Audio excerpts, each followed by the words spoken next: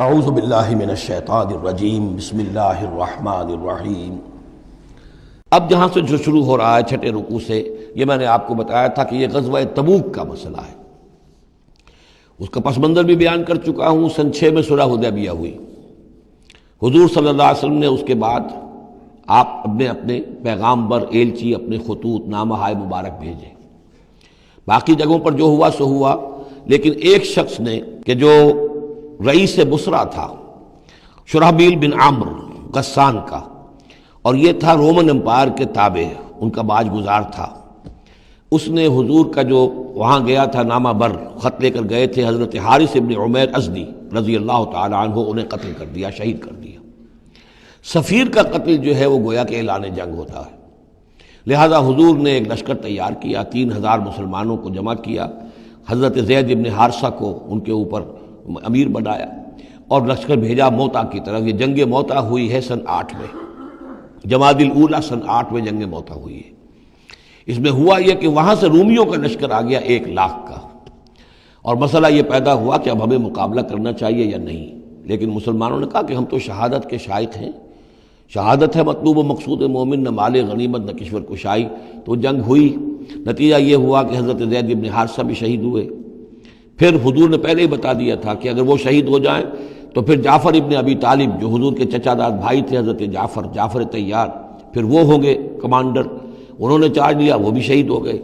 ان کے بعد حضور نے فرمایا تھا کہ عبداللہ ابن رواحہ انصاری ہوں گے، انہوں نے چارج سنبھالا، وہ بھی شہید ہو گئے۔ پھر آخر کار حضرت خالد ابن ولید نے خود اپنے ہاتھ میں کمان سنبھالی اور کسی طریقے سے وہ اپنے اس لشکر کو بچا کر لے آئے۔ تو یہ صورتحال ہوئی جنگ موتا کی۔ اس کے بعد نبی اکرم صلی اللہ علیہ وسلم نے پھر اعلان عام کیا کہ اب میں خود جاؤں گا، اور اب وہ جنگ تبوک کا مسئلہ ہوا کہ اب تمام مسلمان، ہر صاحب ایمان کے لیے میرے ساتھ نکلنا ضروری ہے، ہم تبوک تک جائیں گے۔ تبوک آخری سرحد تھی کہ جو رومن امپائر جہاں سے شروع ہو جاتی تھی، یہ حجاز کا آخری شہر ہے، مدینے سے جہاں تک میرا اندازہ ہے کوئی 300 ساڑھے 300 میل شمال میں ہے، اور بڑا سخت جو ہے صحرا درمیان میں آتا ہے۔ شدید گرمی کا موسم تھا، شدید گرمی کا موسم، تب طویل سفر، ادھر فصل تیار تھی کہ کھجوریں پکی ہوئی تھی، اگر انہیں اتاریں گے نہیں وقت پر تو ضائع ہو جائے گی، اور اگر سب مرد چلے جاتے ہیں تو عورتیں تو کھجوریں نہیں اتار سکتی، یہ کھجور کا اتارنا جو ہے پھل کا وہ آسان کام نہیں ہوتا۔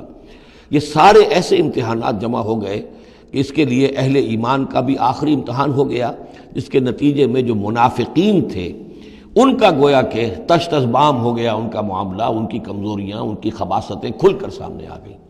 تو یہ یوں سمجھیے کہ یہ 11 رکوع منافقین کے موضوع پر قرآن مجید کا آخری مقام اور ذروۂ سنام ہے۔ جیسے کہ اس سے پہلے سورہ نساء کے اندر بہت بڑا حصہ جو ہے، تقریباً نصف سورت جو ہے وہ متعلق تھی منافقین سے ہی۔ یہاں پر بھی یوں سمجھیے کہ یہ 11 رکوع جو ہیں وہ بہت سے مضامین اس میں آئیں گے، لیکن یہ کہ ایک جو درمیان میں یوں سمجھیے کہ جو دھاگا ہوتا ہے جس میں موتی پروئے ہوئے ہیں، ان میں وہی منافقین کا مضمون ہے۔ تو اس میں یہ ہے کہ آپ کو معلوم ہے کہ حضور 30,000 کا لشکر لے کر گئے تھے، اور اس میں وہاں جا کر ہرقل اگرچہ موجود تھا، ہرقلیس، لیکن اس نے مقابلے میں آنے کی جرت نہیں کی۔ وہ پہچان چکا تھا کہ یہ اللہ کے رسول ہیں، اور میں اگر براہ راست ان کے مقابلے میں آؤں گا تو مار کھا جاؤں گا۔ حضور وہاں مقیم رہے، وہاں کے آس پاس کے لوگ آئے، انہوں نے معاہدے کیے، اپنی سرحدوں کو آپ نے محفوظ کیا، اور پھر آپ واپس آ گئے۔ گویا کہ جنگ کی نوبت نہیں آئی، لیکن یہ کہ دھاک بیٹھ گئی حضور کی اور مسلمانوں کی کہ سلطنت روما نے پسپائی اختیار کی ہے، رومن امپائر مقابلے میں آنے کی ہمت نہیں کر سکی۔ تو وہ جو بھی جنگ موتا کی وجہ سے جو کچھ ہوا اکھڑی تھی، اللہ تعالیٰ نے اس ہوا کو دوبارہ جو ہے قائم کر دیا۔ بہرحال اس کے بعد یہ سلسلہ آگے بڑھا حضرت ابوبکر کے زمانے میں، کیونکہ حضور نے اپنے مرض وفات میں بھی ایک لشکر تیار کر دیا تھا، اور زید ابن حارثہ رضی اللہ تعالیٰ عنہ کے بیٹے حضرت اسامہ ابن زید کو اس کا سربراہ مقرر کیا تھا۔ جب آپ کا انتقال ہوا ہے تو وہ لشکر تیار تھا۔ اب اس موقع پر جو منافقین کی جان پر بن گئی، تو خطاب تو شروع ہو رہا ہے یا ایھا الذین آمنوا سے، لیکن وہ بات ذہن میں رکھ لیجیے جو میں نے سورہ نساء میں آپ سے کہی تھی کہ منافقین سے بھی خطاب ہوتا ہے تو یا ایھا الذین آمنوا کے صیغے سے ہوتا ہے، اس لیے کہ وہ بھی مسلمان تھے، ایمان کا دعویٰ کرتے تھے۔ یا ایھا الذین آمنوا ما لکم اذا قیل لکم انفروا فی سبیل اللہ ثاقلتم الی الارض، اے ایمان کے دعوے دارو، تمہیں کیا ہو گیا ہے جب تم سے کہا جاتا ہے نکلو اللہ کی راہ میں تو تم گرے جاتے ہو، دھنسے جاتے ہو زمین کی طرف، یعنی کہ وہ پاؤں من کے بھر کے ہو گئے، اٹھا نہیں جا رہا، حوصلہ جو ہے جواب دے گیا۔ ارضیتم بالحیات الدنیا من الآخرہ، اب یہ وہی سرچنگ کویسچن، ذرا سوچو کیا تم نے آخرت کی بجائے دنیا کی زندگی کو قبول کر لیا ہے؟ دعوے دار تو ہو ایمان بالآخرت کے، لیکن اگر تم اللہ کی راہ میں جنگ کے لیے نکلنے کے لیے تیار نہیں ہو تو اس کا مطلب یہ کہ تم آخرت ہاتھ سے دے کر اور دنیا خرید رہے ہو۔ فما متاع الحیات الدنیا فی الآخرۃ الا قلیل، تو جان لو کہ دنیا کی پوری زندگی کا ساز و سامان آخرت کے مقابلے میں کچھ بھی نہیں ہے، نہ ہونے کے برابر ہے، بہت قلیل۔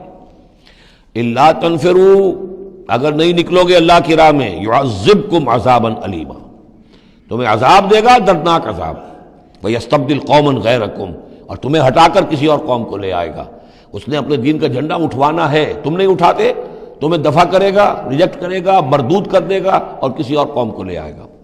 وَلَا تَضُرُّوهُ شَيْئًا، اور تم اللہ کا کوئی نقصان نہیں کر سکو گے۔ وَاللَّهُ عَلَىٰ كُلِّ شَيْءٍ قَدِيرٌ، اللہ ہر چیز پر قادر ہے۔ إِلَّا تَنصُرُوهُ، اگر تم ان کی مدد نہیں کرو گے یعنی حضور کی، فَقَدْ نَصَرَهُ اللَّهُ إِذْ أَخْرَجَهُ الَّذِينَ كَفَرُوا ثَانِيَ اثْنَيْنِ إِذْ هُمَا فِي الْغَارِ، جبکہ کافروں نے انہیں اپنے گھر سے اور مکے سے نکلنے پر کر دیا تھا، جبکہ دو میں کے دوسرے تھے، دو ہی تھے، حضور تھے اور حضرت ابو بکر تھے رضی اللہ تعالی عنہ۔ اذ ہما فی الغار، جبکہ وہ دونوں غار میں تھے۔ اذ یقول، یہ غار ثور کا واقعہ ہے۔ اذ یقول لصاحبہ لا تحزن، جب حضرت ابو بکر نے رضی اللہ تعالی عنہ یہ کہا کہ حضور یہ تو پہنچ گئے ہیں غار کے دہانے تک، اگر کسی نے ذرا بھی نیچے جھانک لیا تو ہم نظر آ جائیں گے، تو حضور نے فرمایا لا تحزن، فکر نہ کرو، ان اللہ معنا، اللہ ہمارے ساتھ ہے۔ فانزل اللہ سکینتہ علیہ، تو اللہ تعالیٰ نے تسکین اور سکون نازل کر دیا ان پر۔ وأیدہ بجنود لم تروہا، اور ان کی مدد فرمائی ان لشکروں سے جنہیں تم نہیں دیکھتے۔ وجعل کلمۃ الذین کفروا السفلی، اور جس کا نتیجہ یہ نکلا ہے کہ کافروں کا کلمہ جو ہے وہ نیچا پڑ چکا ہے، پورے جزیرہ نما عرب کے اندر اللہ کا دین جو ہے غالب آ چکا ہے۔ وجعل کلمۃ الذین کفروا السفلی، اللہ نے بنا دیا ہے کافروں کی بات کو سب سے نیچے۔ وَكَلِمَةُ اللَّهِ هِيَ الْعُلْيَا، اور اللہ کا کلمہ تو سب سے اونچا ہے ہی۔ وَاللَّهُ عَزِيزٌ حَكِيمٌ، اللہ تعالیٰ زبردست ہے، حکمت والا۔ صدق اللہ العظیم۔